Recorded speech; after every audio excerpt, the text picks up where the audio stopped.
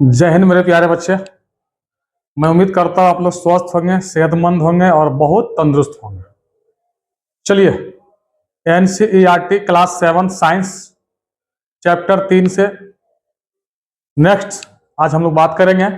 उष्मा का नेक्स्ट बात करेंगे चालक और कुचालक और सुचालक। देखिए बेचारे प्यारे बच्चे, चालक और कुचालक। अब चालक किसको कहते हैं, कुचालक किसको कहते हैं? जिससे विद्युत धारा प्रॉपर पार कर जाए हम उसे क्या बोलेंगे, चालक। और जिसे पार ना कर सके कुचालक। लोहा, तांबा, एल्युमिनियम, सोना, चांदी सब क्या है, सुचालक है। इससे करंट पार कर जाएगा, इसमें करंट लग जाएगा, इसमें विद्युत धारा आर पार कर सकता है। लेकिन बोलेंगे लकड़ी, कोयला, मिट्टी, हवा, क्या इससे पार करेगा? तो जी नहीं, इससे पार नहीं कर पाएगा। इसे क्या बोलेंगे, इसे बोलेंगे कुचालक। क्या बोलेंगे, कुचालक। समझ में आ गया होगा। चलिए इसी के बारे में हम लोग जानेंगे। वे पदार्थ या वस्तुएं जो अपने माध्यम से ऊष्मा के स्थानांतरण की अनुमति देते हैं चालक या सुचालक कहते हैं। जैसे देखिए सभी धातु, जितना भी धातु है ना, ऊष्मा की क्या है, सुचालक होती है। जैसे लोहा, एल्युमिनियम, तांबा, चांदी, सोना आदि, इस सबसे करंट पार कर जाएगा, विद्युत धारा पार कर जाएगा, इसमें करंट लगेगा।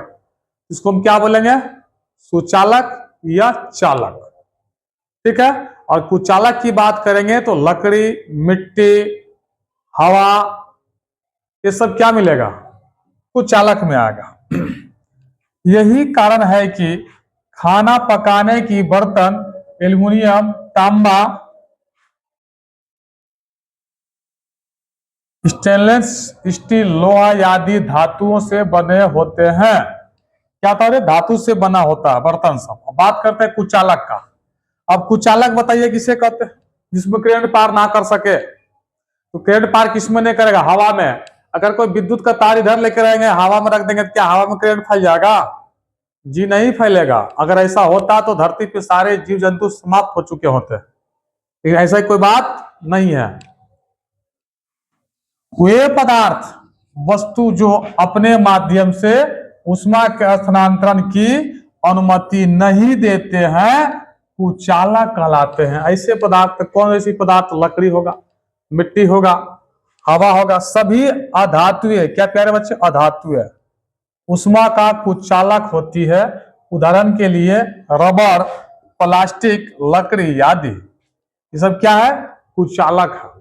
क्या है प्यारे बच्चे, कुचालक। जिसमें विद्युत धारा पार कर जाएगा चालक, जिसमें पार नहीं कर सकेगा कुचालक। सिंपल फंडा। ठीक है। चलिए देखिए, कुचालक को ऊष्मा रोधी भी कहते हैं।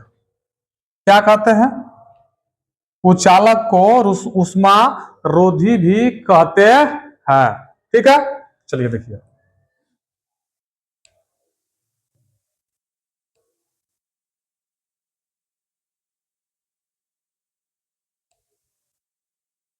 जल तथा वायु ऊष्मा के कुचालक है। जल तथा वायु क्या है प्यारे बच्चे, ऊष्मा का क्या है, ऊष्मा का कुचालक है।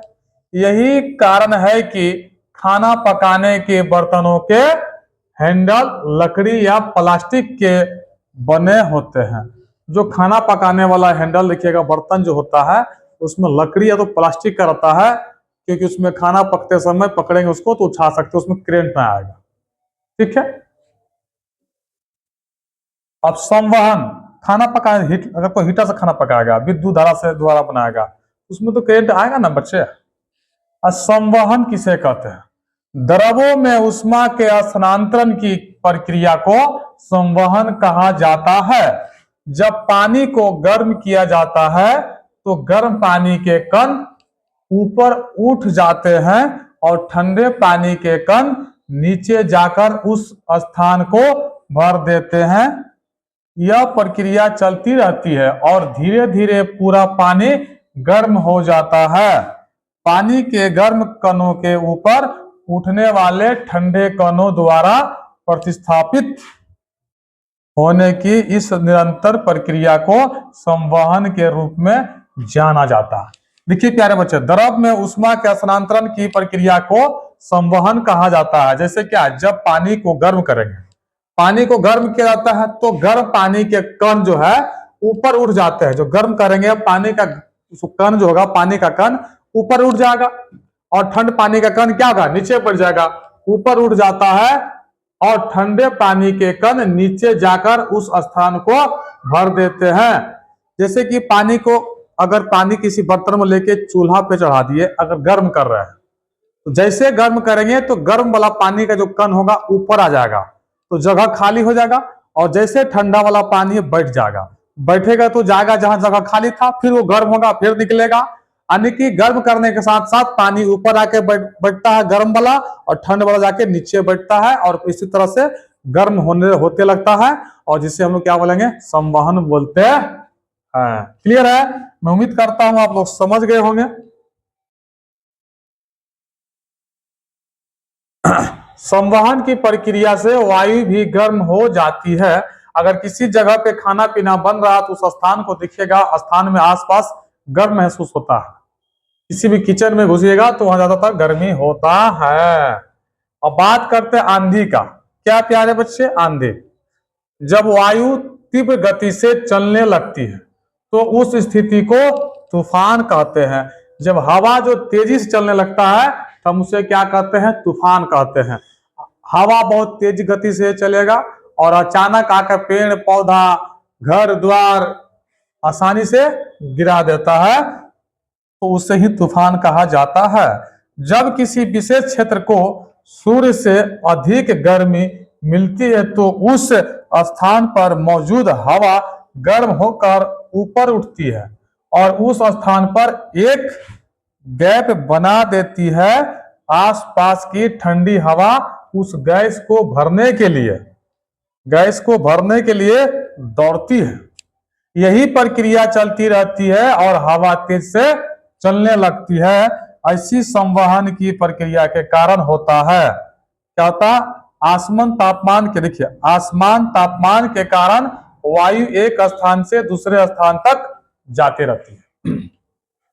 समझेंगे प्यारे बच्चे? संवहन की प्रक्रिया बताए थे आपको।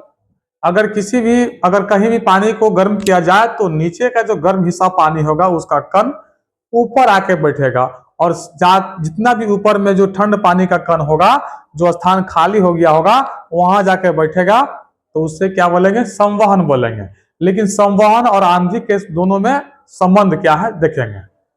जैसे आप अपना देखिए, आसमान में, वायुमंडल में क्या है, गर्म होता मौसम, टेम्परेचर हाई हो जाता है, गर्मी लगता, पसीना चूता, टपकते रहता, टपक टपक का।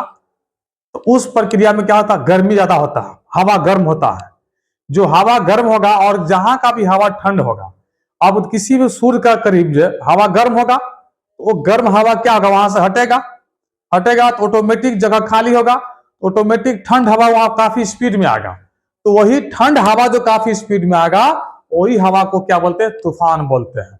क्या बोलेंगे प्यारे बच्चे, तूफान बोलेंगे। ताकि जो हवा खाली स्थान जो यहाँ बना, जो गर्म हवा यहाँ से निकला और वहां पे जगह खाली हो गया, तो ऑटोमेटिक ठंड हवा वहां खींचेगा और आएगा, और वही हवा जो तेजी में आएगा, तो जैसे कि तेजी में आने के कारण से हम लोग पेड़ पौधा घर द्वार बिल्डिंग भी ढा देता है तूफान में, हम उसे ही कहेंगे आंधी तूफान। क्लियर है, समझ चुके होंगे।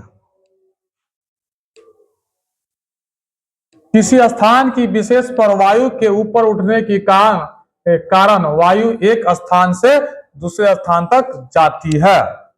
ऊष्मा स्थानांतरण की प्रक्रिया ऐसी 3 प्रक्रिया है जिनके द्वारा ऊष्मा का स्थानांतरण होता है। यह प्रक्रिया क्या है, चालन है, संवहन और विकिरण है। 3 प्रकार से क्या हो रहा है, स्थानांतरण बदलते रहता है, ऊष्मा जो है जगह बदलता है।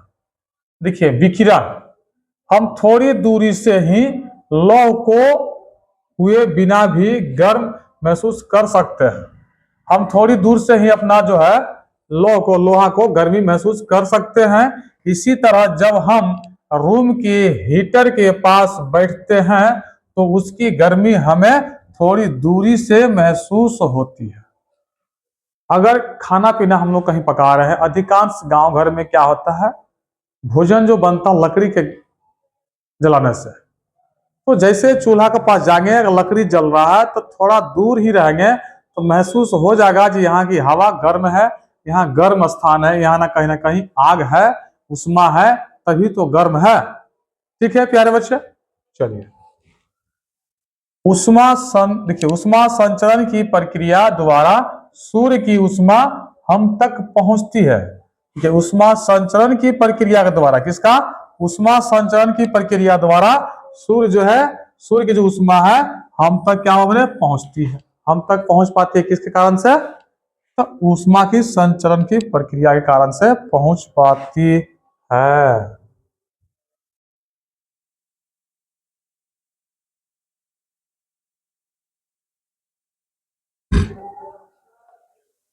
सूर्य और पृथ्वी के बीच कोई हवा या माध्यम मौजूद नहीं है। सूर्य और पृथ्वी का जो बीच है कोई हवा या कोई और माध्यम नहीं है। किसी माध्यम के अभाव के बावजूद भी उष्मा पृथ्वी तक पहुंचती है। किसी माध्यम के अभाव के बावजूद भी उष्मा पृथ्वी तक पहुंचती है। सूर्य से लेकर के पृथ्वी तक में कोई माध्यम नहीं है। जैसे हम सबके पास माध्यम है, ट्रेन पर बैठे और अपना पटना चले गए, पटना से बैठे दिल्ली चले गए, दिल्ली से बैठे मुंबई चले गए, तो ये माध्यम है। लेकिन सूर्य के पास कोई माध्यम नहीं है जो वहां से तापमान को अपना नीचे पृथ्वी तक भेज सके, लेकिन फिर भी आता है। ठीक है, ऐसी इसलिए होता है क्योंकि सूर्य से उष्मा का स्थानांतरण होती है। सूर्य से ही उष्मा का स्थानांतरण होती है किसी गर्म वस्तु द्वारा बिना किसी माध्यम के उसके आसपास उष्मा स्थानांतरित करने की प्रक्रिया को विकिरण कहा जाता है। उष्मा के विकिरण की प्रक्रिया के लिए किसी माध्यम की आवश्यकता नहीं है। उष्मा के विकिरण की प्रक्रिया के लिए किसी माध्यम की जरूरत नहीं है, ऑटोमेटिक उष्मा पहुंच ही जाता है, कोई उसका माध्यम नहीं होता है। जब किसी गर्म बर्तन को कुछ देर के लिए छोड़ दिया जाता है तो वह धीरे धीरे ठंडा हो जाता है। जब किसी गर्म बर्तन को कुछ देर के लिए छोड़ दिया जाता है तो वह जो है धीरे धीरे अपने आप ठंड हो जाता है। जिससे हम सब अपना रोटी पकाते हैं, तावा पे रोटी डालते हैं, तावा गर्म हो जाता है और उस तावा को हम लोग कपड़े से या तो किसी चिमटा से पकड़ के नीचे दीवार के पास खड़ा कर देते हैं या मिट्टी पे रख देते हैं, तो वो देखिएगा थोड़ी देर के बाद, कुछ देर के बाद धीरे धीरे उसका टेम्परेचर घटता है और तावा फिर ठंड हो जाता है। ठीक है, ऐसा इसलिए होता है क्योंकि गर्म बर्तन ठंडा होते समय अपनी कुछ उष्मा को विकिरण द्वारा ही परिवेश को स्थानांतरित करता है। हमारा शरीर विकिरण द्वारा ही परिवेश को उष्मा देता है तथा उससे उष्मा ग्रहण करता है। उससे क्या करता है प्यारे बच्चे? उष्मा ग्रहण करता है। सभी गर्म पिंड विकिरण के रूप में उष्मा विकिरित करते हैं। जब ये उष्मा विकिरण किसी अन्य वस्तु से टकराते हैं तो इसका कुछ भाग परावर्तित हो जाता है, कुछ भाग अवशोषित हो जाता है। कुछ भागों को अपने अंदर में क्या स्टोर कर लेगा और कुछ को भेज देगा, नहीं परावर्तित कर देगा। उष्मा के अवशोषित भाग के कारण वस्तु का ताप बढ़ जाता है। उष्मा के अवशोषित भाग के कारण ही वस्तु का ताप बढ़ता है, वस्तु तापमान में हो जाता है, झिक जाता है, गर्म हो जाता है। देखिए नेक्स्ट, देखिए समुद्री समीर तथा थल समीर। समुद्री समीर तथा थल समीर क्या है देखेंगे। जल की तुलना में भूमि अधिक तेजी से गर्म होती है। जल की तुलना में भूमि जो है, जमीन जो है, मिट्टी जो है अधिक तेजी में गर्म होती है। तटीय क्षेत्र के पास या बड़े जलाशयों के पास रहने वाले लोगों को गर्मियों में ठंडी हवा और सर्दियों में गर्म हवा का एहसास होता है। अब देखिए गर्मी का समय है जितना भी गंगा नदी हो, समुद्र के किनारे हो या कोई भी तट के किनारे हो, रहने वाले व्यक्ति को देखिएगा रात में वहां कंबल ओढ़ के ही सोना पड़ता है। मौसम बहुत मस्त रहता है, क्योंकि रात में क्या होगा, देखिए जमीन तो गर्म है और पानी उसका अपेक्षा ठंड होता है, तो पानी से जो भी हवा आएगा तो ठंड ही हवा आएगा, तो गर्म को वहां समाप्त कर देता है। और सर्दियों के दिन में पानी से हम लोग को गर्म हवा महसूस कराता है, उसका उल्टा होता है। देखिए समुद्री समीर दिन के समय स्थल, धरती, थल, जल की अपेक्षा शीघ्र गर्म होता है। क्या बोला, दिन के समय जो है स्थल, धरती या थल, देखिए दिन के समय की बात कर रहा है, ठीक है ना। जल की अपेक्षा, पानी की अपेक्षा जो है, जल की अपेक्षा शीघ्र गर्म होता है। उससे पहले गर्म होता है कौन, दिन के समय में जमीन, थल, मिट्टी सब गर्म जल्दी होता है दिन के समय में। स्थल के ऊपर की वायु गर्म होकर ऊपर उठती है। स्थल के ऊपर जो है वायु गर्म होकर कहाँ उठती है, ऊपर उठती है। इसका स्थान लेने के लिए समुद्र की ओर से ठंडी वायु स्थल की ओर बहती है। इसका स्थान लेने के लिए जो स्थल से जो गर्म हुआ वो हवा वहां से उठती है, गर्म हवा उठी ऊपर चली गई। उसके बाद जैसे जगह खाली हुआ, समुद्र के तरफ से जो हवा आएगा उधर से आने के बाद अपने जगह को फिर वहां भरपाई होगा। जो जगह खाली होगा वहां क्या होगा, भरपाई होगा। चक्र को पूरा करने के लिए स्थल की ओर से गर्म वायु समुद्र की ओर बह जाती है। चक्र जो है पूरा करने के लिए स्थल की ओर से, जमीन की ओर से गर्म वायु समुद्र की ओर, किसके ओर, समुद्र की ओर बह जाती है, समुद्र की ओर जाती है। जो स्थल के तरफ जो गर्म जो हवा है वो वायु समुद्र की ओर जाती है और समुद्र की ओर से ठंड हवा वो स्थल की ओर आती है। क्लियर है।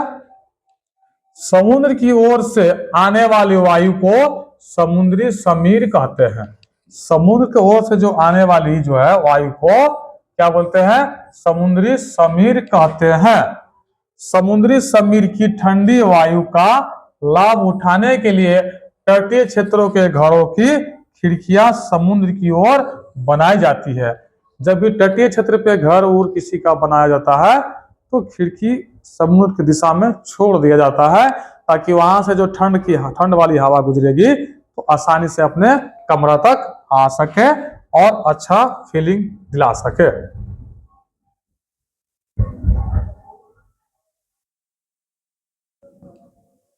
थल समीर, देखिए थल समीर क्या, समुद्र समीर पर थल समीर। रात्रि में यह प्रक्रम ठीक विपरीत हो जाता है। रात्रि में यह प्रक्रम क्या है, ठीक विपरीत, उसका उल्टा, ठीक है ना। समुद्र का जल स्थल की ओर अपेक्षा धीमी गति से ठंडा होता है। समुद्र का जो जल है स्थल की अपेक्षा धीमी गति से ठंडा होता, इसीलिए स्थल की ओर से ठंडी हवाएं समुद्र की ओर बहती है। यह थल समीर कहलाती है। थल समीर रात में उल्टा होता है। रात में स्थल की ओर से ठंडी हवा समुद्र की ओर जाती है और रात में देखिए समुद्र जो है पानी पृथ्वी की अपेक्षा यानी कि स्थल की अपेक्षा वहां पे गर्म धीरे धीरे ठंडा होता है और पृथ्वी पे यानी कि स्थल पे तुरंत हो जाता है। इसीलिए हवा रात में यहाँ ठंड हो जाएगा और उधर ढकेलेगा, उधर से फिर इधर ढकेलेगा। ठीक है, ये परिवर्तन चलता रहता है। कुछ उदाहरण के लिए देख लीजिए, सब दिया हुआ है। काली सतह और हल्की सतह द्वारा ऊष्मा का अवशोषण। क्या है, काली सतह और हल्की सतह द्वारा ऊष्मा का अवशोषण, इसके बारे में देखिए। जब किसी वस्तु पर ऊष्मा गिरती है, क्या गिरती है, ऊष्मा। जब कोई वस्तु है ऊष्मा गिरी तो कुछ ऊष्मा अवशोषित हो जाती है और कुछ ऊष्मा वस्तु द्वारा वापस परावर्तित हो जाती है। काली सतह हल्के रंग की वस्तुओं की तुलना में अधिक ऊष्मा अवशोषित करती है। अब देखिए गर्मी का समय में अगर आप काला वस्त्र पहने हुए हैं तो आपको ज्यादा गर्मी लगेगा, क्योंकि वो अवशोषित करता है। क्या करता है प्यारे बच्चे? अवशोषित। काली सतह हल्के रंग की वस्तुओं की तुलना में अधिक ऊष्मा अवशोषित करती है। इसीलिए गर्मियों के दिनों में व्हाइट कपड़ा लोग पहनते हैं ताकि गर्मी कम लगे। क्या लगे? गर्मी कम लगे। इसी वजह से आजकल खाना पकाने के बर्तनों को काले रंग से रंगा जाता है ताकि वे अधिक गर्मी सोख सके, जिससे खाना जल्दी पक सके। इतना इंपॉर्टेंट बात है। इसीलिए खाना पकाने वाले जो बर्तन होता है उसका देखिएगा निचली हिस्सा काला होता है, ताकि जो भी ऊष्मा हम लोग को निकलेगा, जो आग जलाते हैं, वो तुरंत अवशोषित कर लेगा और जल्दी गर्म हो जाएगा और भोजन जल्दी पकना स्टार्ट हो जाएगा। ठीक है। सर्दियों तथा गर्मियों में हमारे पहनने के वस्त्र के प्रकार। ठीक है। देखिए सर्दियों में गर्मियों में क्या पहनते हैं। गर्मी और सर्दियों में हम किस प्रकार के कपड़े पहनते हैं? गहरे रंग के कपड़े हल्के रंग के कपड़े की तुलना में अधिक गर्मी अवशोषित करते हैं। गहरे रंग के कपड़े जो है हल्के रंग के कपड़े की तुलना में अधिक गर्मी अवशोषित करती है। कौन? गहरे रंग का ज्यादातर गर्मी को खींचता है। ठीक है, गहरा रंग का। इसीलिए हल्के रंग का कपड़ा पहनना चाहिए।